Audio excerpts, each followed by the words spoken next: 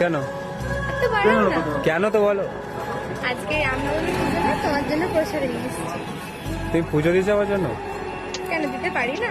না মানে এখনকার জেনারেশনে 2026, তো এখনকার যুগে এখনো এরকম মেয়ে হয় যে তুমি পুজো দাও এখনো মন্দিরে? 2026 হোক 2050, আমার মেন্টালিটি 2000-এর, বুঝছো? আমি 90s-এর মেয়ে, তো আমার মাইন্ডে আছে এরকম। কি বললে ঠাকুরকে, কি বললে আমার নামে? বলতে নেই সব কথা, জিজ্ঞেস করছো?